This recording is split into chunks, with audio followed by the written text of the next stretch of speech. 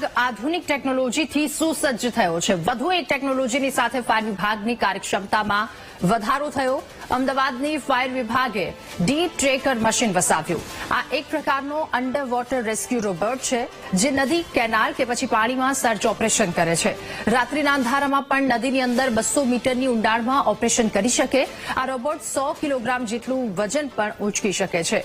આ ડીપ ટ્રેકરથી કેટલાય ગંભીર ગુનાની તપાસમાં પણ મદદ મળશે, જેમ કે આરોપીઓના હથિયારો નદીમાં ફેંકી દેતા હોય ત્યારે આ મશીનની મદદથી આવા કેસ સરળતાથી ઉકેલાશે।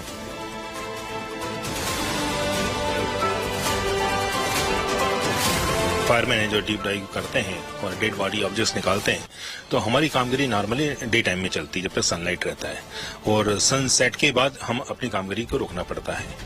ये टेक्नोलॉजी आने के बाद हमारी कामगिरी हम अंधेरे में कर सकते हैं, क्योंकि इस टेक्नोलॉजी में कैमरे लगे हुए हैं और काफ़ी बड़ा रेडियस तकरीबन 120 मीटर और डेप्थ तकरीबन 200 मीटर तक ये डिवाइस जा सकती है और अपना सर्च ऑपरेशन कर सकती है।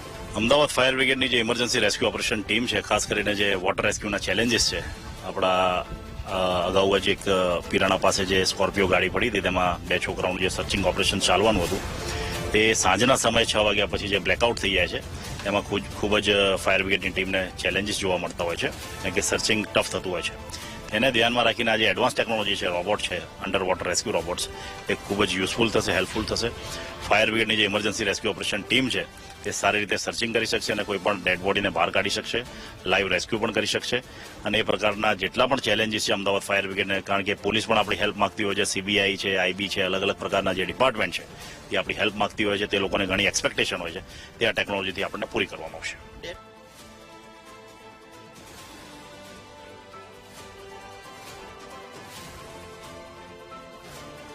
નદીમાં કે ઊંડા પાણીમાં હવે સર્ચ કરવાની ક્ષમતા 200 મીટર ઊંડાણમાં સર્ચ કરવાની ક્ષમતા રોબોટ ધરાવે છે, જેના કારણે ફાયર વિભાગની કાર્યક્ષમતા વધશે। અંડર વોટર રેસ્ક્યુ રોબોટ વસાવવામાં આવ્યો છે।